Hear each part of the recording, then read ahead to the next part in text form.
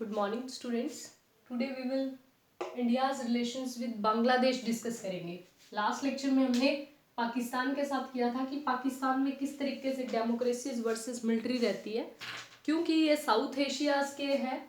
6 country है इसके अंदर जो आपने पढ़ी थी, इंडिया, नेपाल, बांग्लादेश, श्रीलंका, ये सब। तो अभी हम बांग्लादेश करेंगे।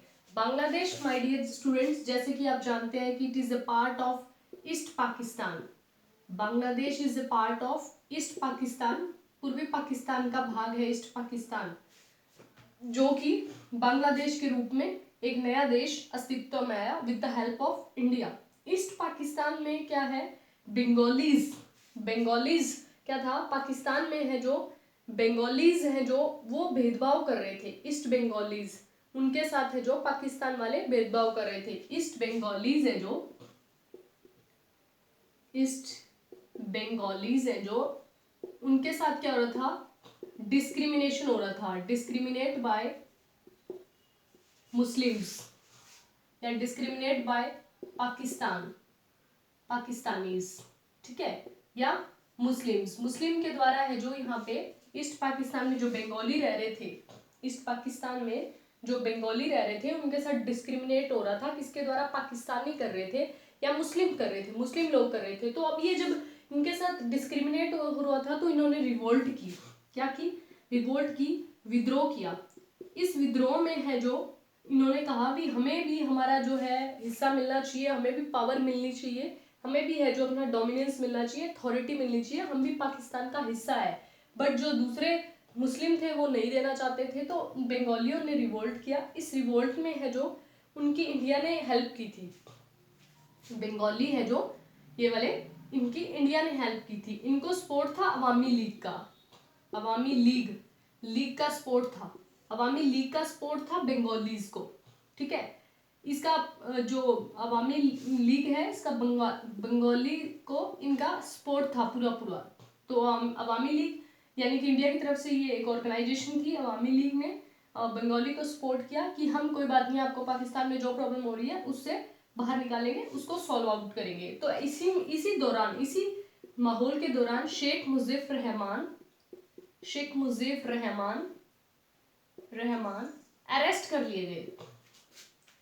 ये जीते थे इलेक्शंस में, इलेक्शंस हुआ माय डियर स्टूडेंट पाकिस्तान में, इलेक्शंस हुआ, पाकिस्तानी पार्लियामेंट में ये जीते, पाकिस्तान पार्लियामेंट में ये जीते। शेख मुजीब रहमान पाकिस्तान पार्लियामेंट में ये विनर रहे थे, ठीक है। बट विनर रहे थे, पर क्या है, इनको कॉल नहीं की गई, गवर्नमेंट बनाने के लिए नहीं बुलाया गया, सरकार बुलाने के लिए नहीं बुलाया गया, बल्कि इनको अरेस्ट कर लिया गया, ठीक है। शेख मुजीब रहमान को गवर्नमेंट बनाने के लिए नहीं बुलाया गया, यानी सरकार नहीं बना पाए।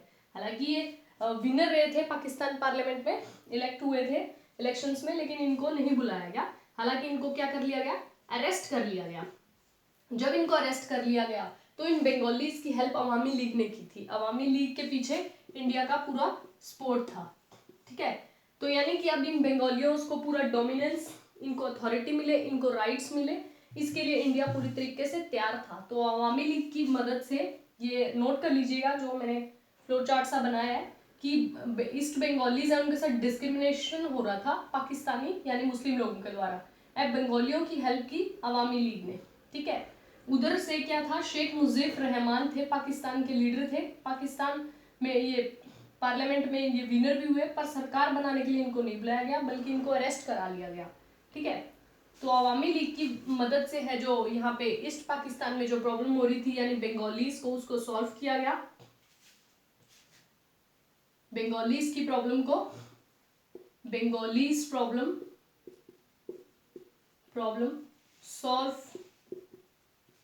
सॉल्व्ड बाय अवामी लीग और इंडिया, इनकी मदद से इनको किया गया। अब क्या है, जो Sheikh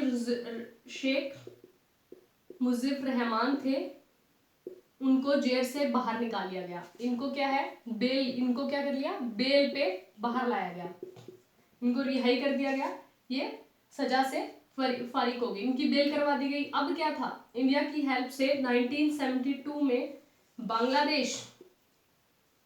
Bangladesh recognized a new country, recognized a new country, Bangladesh को एक नए देश के रूप में मान्यता मिली, यानी जो ईस्ट पाकिस्तान था वो क्या बन गया, ईस्ट पाकिस्तान क्या बन गया, बांग्लादेश। अब वो लोग, उन्होंने भारत से मदद मांगी, भारत में शरण ली, उन्होंने इसको एक नया देश बनाया उन लोगों का, Bangladesh, recognized a new country with the help of a India. अब शेख मुजीब रहमान है जो इसके प्रेसिडेंट बने बांग्लादेश के, Sheikh Mujib Rahman, elected as a first president of Bangladesh, first president of Bangladesh, Bangladesh के पहले है जो ये लीडर बने जिनके हाथ में अथॉरिटी आई। कौन? शेख रहमान। इंडिया की हेल्प से यानी ये सारी प्रॉब्लम सॉल्व हुई। तो आप बताएंगे 1972 में किस तरीके से है जो Bangladesh as a recognized a new country. उसके बाद माय डियर स्टूडेंट्स, जब बांग्लादेश एक नई कंट्री के रूप में अस्तित्व में आ गया, यानी उसको रिकॉग्नाइजेशन मिल गई, उसके बाद क्या है 25 years, in 1972 25 years friendship treaty with Bangladesh,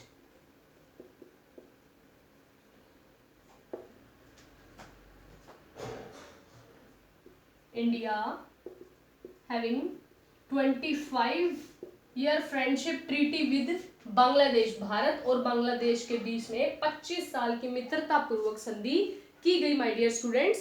किस दौरान? जब बांग्लादेश अस्तित्व में आया था तो उन्होंने कहा कि 25 साल के लिए अब बांग्लादेश के साथ अच्छे रिलेशंस रहेंगे। उसके बाद देखिए इस एग्रीमेंट के बाद क्या हुआ, उन्होंने कहा कि a trade free area agreement, a trade free area agreement, कि हम व्यापार खुली तरीके से होगा, निशुल्क होगा, बिना किसी लेन देन के है जो, यानी कि जो टैरिफ लगता है उसके बिना ही एक ट्रेड फ्री एरिया एग्रीमेंट हुआ 1972 में, 1972 में हुआ। ठीक है, to reconstruct the economic condition of Bangladesh, यानी कि जो बांग्लादेश नया नया बना था उसको दोबारा से उसकी अर्थव्यवस्था को फिर से मजबूत करना ये चैलेंज था, इसीलिए ट्रेड फ्री एरिया एग्रीमेंट। और एक बात और कही उन्होंने कि बांग्लादेश ने विश्वास दिलाया कि बांग्लादेश में एंटी इंडिया है जो एक्टिविटी नहीं होगी, एंटी इंडिया यानी कि भारत के विरुद्ध कोई भी एक्टिविटी हमारे एरिया में नहीं होगी। ये बात का विश्वास दिलाना भी एक अच्छे रिलेशंस का साइन है। बांग्लादेश ने ये ट्रस्ट दिलाया एंटी इंडिया एक्टिविटीज जो है बांग्लादेश नहीं करेगा, यानी कि अब वो पूरी तरीके से चाहता था कि भारत है जो बांग्लादेश के साथ अच्छे रिलेशंस रखे, जो कि कामयाब हुए करने में। उसके बाद देखिए my dear students 3 Bigha corridor, 3 Bigha corridor, एक मैं कहती हूँ नया चैप्टर शुरू हुआ इंडिया और बांग्लादेश के रिलेशंस में इस 3 बीघा कॉरिडोर से। अ न्यू चैप्टर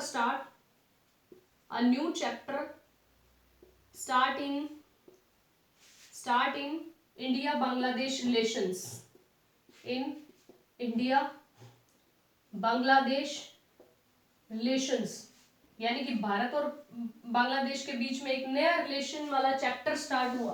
कब? 3 बीघा कॉरिडोर से।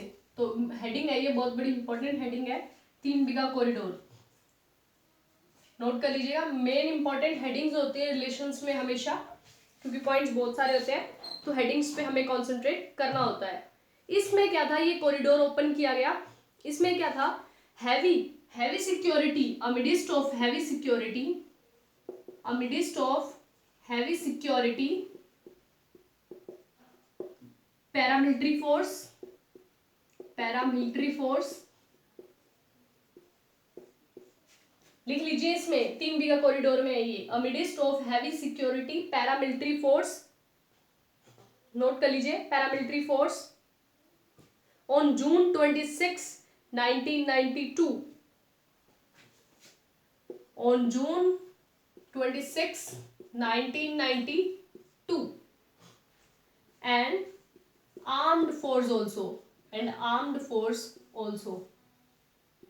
पैरामिलिट्री फोर्स के साथ साथ क्या है, आर्म्ड फोर्स की भी इसमें बात इन्होंने की, एंड स्टेट आर्म्ड फोर्स, यानी कि 3 बीघा कॉरिडोर खोला, एक नया चैप्टर बिगिनिंग हुआ, इसमें क्या था, मिडिस्ट ऑफ है on June 26, 1992 a midst of heavy security paramilitary force and armed force, इसकी हेल्प की इन्होंने बात की कि ये भारत और बांग्लादेश के बीच में होगी माय डियर स्टूडेंट्स। इसके बाद नेक्स्ट है जो चकमा रेफ्यूजीज की समस्या। आपको पता ही होगा जब बांग्लादेश नया बना, यानी ईस्ट जो पाकिस्तान था उधर से सारे बंगाली को निकाल दिया और वो भारत में आए, तो ऑब्वियसली चकमा रिफ्यूजी की प्रॉब्लम भारत को आई। चकमा रिफ्यूजी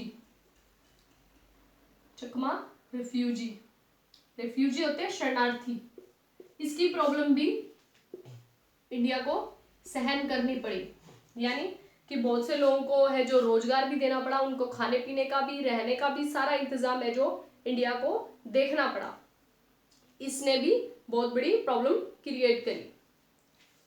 ये हुआ 1993 में रेफ्यूजीज है जो, मतलब माना कि 1972 में बांग्लादेश बन गया था, लेकिन चकमा रेफ्यूजीज की प्रॉब्लम है जो वो रही थी शरणार्थियों की, कैसे उनको बांग्लादेश भेजा जाए धीरे धीरे पूरी तरीके से, या जो पाकिस्तान वाले हैं उनको पाकिस्तान कैसे भेजा जाए, जो बंगाली नहीं थे, मुस्लिम थे, उनके साथ जो आगे थे।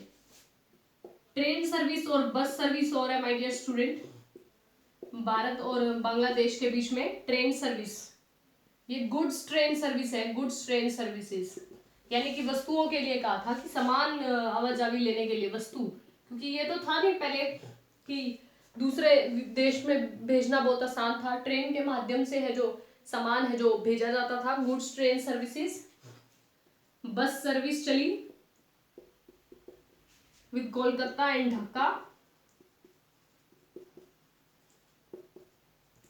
यानी कोलकाता से ढाका की ओर है जो पहली बस सर्विस चली, जो वो भी एक अच्छा रिलेशंस वाला साइन था, किसके बीच में, इंडिया और बांग्लादेश। गंगा वाटर पैक्ट ये भी बड़ा अच्छा साइन है, क्या है, गंगा वाटर का जो शेयरिंग है, कहते हैं गंगा नदी का जो पानी है उसका शेयरिंग करेंगे, गंगा वाटर पैक्ट। ये पॉइंट है, ये आपको बनाने हैं, हाईलाइट्स कर रहे हुए हैं ना जो मैंने ये मेन हेडिंग से लिखी है, ये नोट करनी है आपको। गंगा वाटर पैक्ट जो वाटर शेयरिंग को लेकर था। अब इसमें क्या था, शेख मुजीब है जो प्रेसिडेंट है, शेख मुजीब रहमान विजिटेड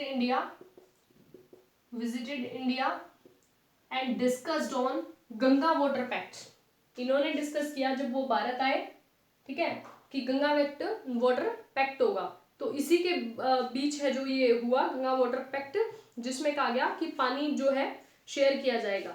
इस गंगा वाटर पैक्ट ने क्या है, सारी चीजें दूर कर दी, living behind mistrust, long period of living behind mistrust या डिस्ट्रस्ट, यानी कि लंबे समय से जो चल रहा आपसी अविश्वास उसको मिटा दिया गंगा वाटर पैक्ट ने, गंगा रिवर पैक्ट ने। जब शेख रहमान आए भारत और उन्होंने कहा कि ये जो नदी का पानी है इसके शेयरिंग के लिए बात की जाए, तो बरसों पुरानी है जो दुश्मनी थी वो भी धीरे धीरे खत्म होगी। लंबे समय से चली ये चकमा रेफ्यूजीज के दौरान भारत और बांग्लादेश के बीच में दिक्कतें आई काफी, और पाकिस्तान भी दुश्मन बन बैठा, हालांकि वो भी हमें झेलना पड़ा, तो इनके रिलेशंस में ये थोड़ी सी अप्स एंड डाउन्स आए। इसके बाद देखिए my dear student, first our bilateral business summit हुई in Dhaka, first our bilateral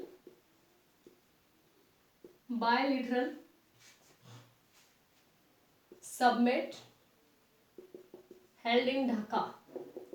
व्यापार से संबंधित, यानी कि कितना व्यापार शेयर करेंगे, तो वो हुई ढाका में 1998 में। दोनों मंत्रियों के बीच में हुई, बांग्लादेश के और भारत के मंत्रियों के बीच में हुई। अब उसके बाद उन्होंने क्या है, सस्टेनेबल डेवलपमेंट पे बात की, सस्टेनेबल डेवलपमेंट पे बात की,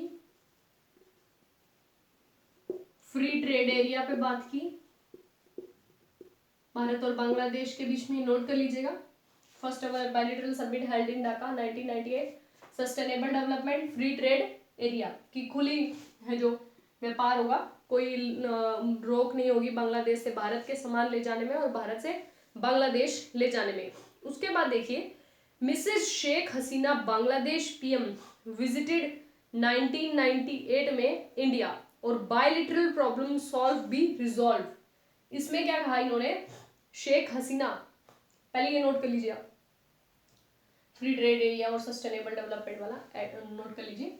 शेख हसीना है my dear student, Sheikh Hasina, Mrs Sheikh हसीना।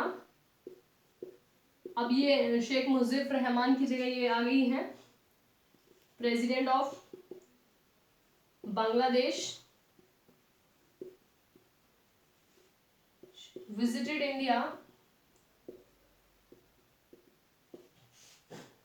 भारत आ चुकी हैं। अब उन्होंने क्या है कि बायलिटरल जो प्रॉब्लम है वो रिजॉल्व की जाएगी। उसने कहा visited India, बायलिटरल resolve बायलिटरल issues. बायलिटरल issues का मतलब क्या है, व्यापार से संबंधित जितने मुद्दे हैं हमारे भारत और बांग्लादेश के बीच में, उनको रिजॉल्व किया जाएगा, यानी व्यापार फिर से बहुत अच्छी गति से होगा। Not be allowed to use for anti India activity, इसने प्रॉमिस किया, not to be used for anti India activity. कहा हमारी टेरिटरी का है जो भारत के विरुद्ध प्रयोग नहीं होगा, इस बात का मैं विश्वास दिलाती हूँ। ये शेख हसीना ने कहा, प्रेसिडेंट ऑफ बांग्लादेश, इसने कहा।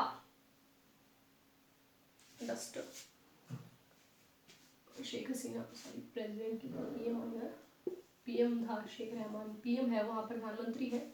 Not to used for anti India activity, ये नोट हो गया हो तो मिटा दे।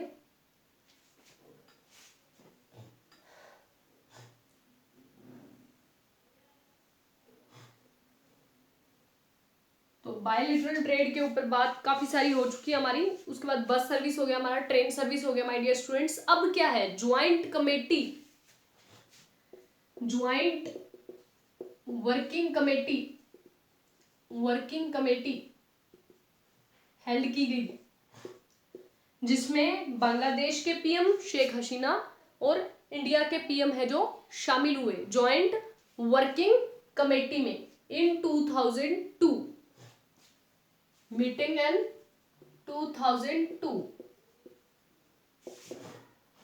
यानी भारत के मनमोहन सिंह थे और वहां से हसीना थी, शेख हसीना, हसीना और मनमोहन सिंह। इसमें 3 डे टॉक था ये, 3 डे टॉक था ये, 3 दिन का इसमें वार्तालाप था, 3 दिन चली ये मीटिंग, जिसमें ये कहा कि काफी इश्यूज हैं, उनको किस तरीके से सॉल्व किया जाए। तो जो मेन हाईलाइट करने वाली आपको लिखने वाली एग्जाम पॉइंट ऑफ व्यू से, वो लिखे joint working committee meeting in 2002, Sheikh Hasina और मनमोहन सिंह के बीच में हुई 3 डे टॉक हुआ, जिसमें इन्होंने काफी सारी बातें की। बॉर्डर पेट्रोलिंग इन 2005, बॉर्डर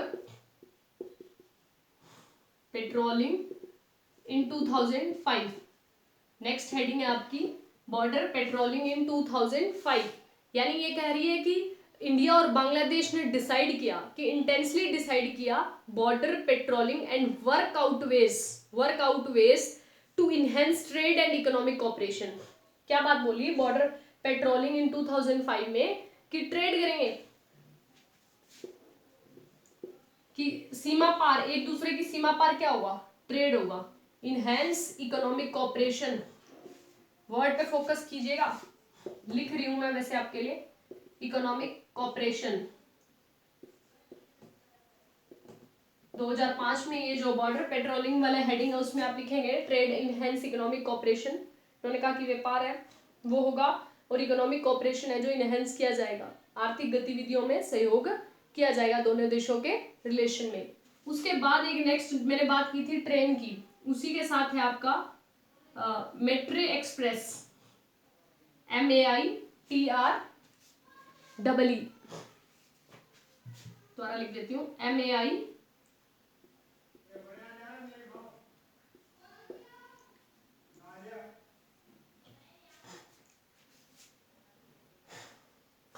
ये मेट्रो एक्सप्रेस चली। ये भी किसके लिए थी, एक व्यापार को शेयर करने के लिए थी, जिसमें इन्होंने क्या कहा था कि सामान है जो एक दूसरे में शेयर होगा। ये भी इंडिया और बांग्लादेश के बीच में रिलेशंस में काफी हेल्पफुल रही। इंडिया एंड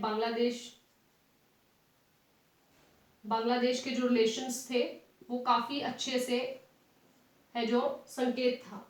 दिमित्री एक्सप्रेस है जो ये ट्रेन चली, उसमें ये ढाका तक चली थी। खैर, तो इससे भी काफी मतलब दोनों देशों में रिश्तों में सुधार आया।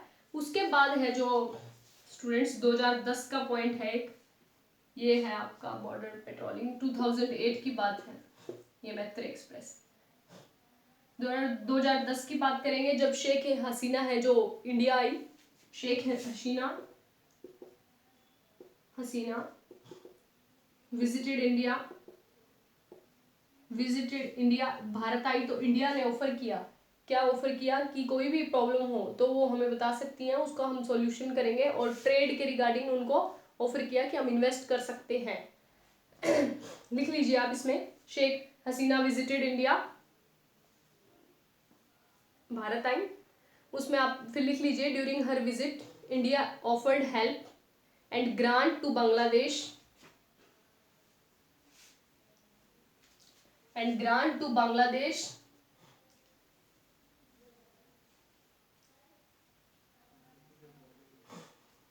and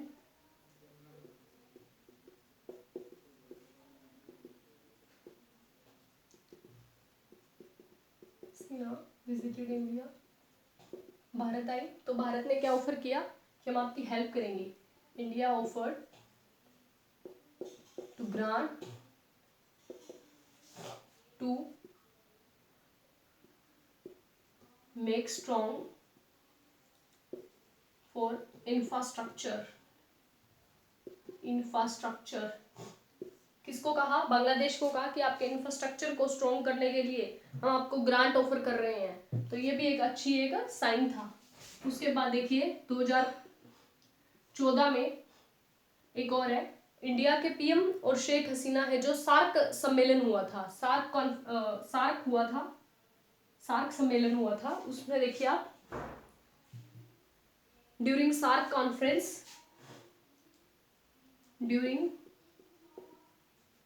कॉन्फ्रेंस नेपाल में हुई थी माय डियर स्टूडेंट्स। ये during SAARC conference in Nepal, India PM Modi and PM of Bangladesh, India का पीएम मोदी नरेंद्र मोदी जी, और बांग्लादेश के पीएम है जो शेख हसीना मेट, और इन्होंने गुड रिलेशंस के ऊपर बात की कि भारत और बांग्लादेश के जो है रिलेशंस अच्छे होंगे, दोनों देशों को रिश्ते को सुधारने की बात की। डिस्कस बायलिटरल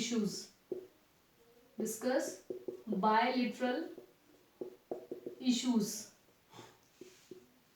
ड्यूरिंग द सार्क सम्मेलन। जब ये मिले तो उन्होंने नेपाल में मिले, जब उन्होंने ये बात बोली कि व्यापार से रिगार्डिंग जितने भी इश्यूज हैं उन पे हम बात करेंगे और उनका सॉल्यूशन निकालेंगे। उसके बाद देखिए 2014 में नरेंद्र मोदी यानी कि इंडिया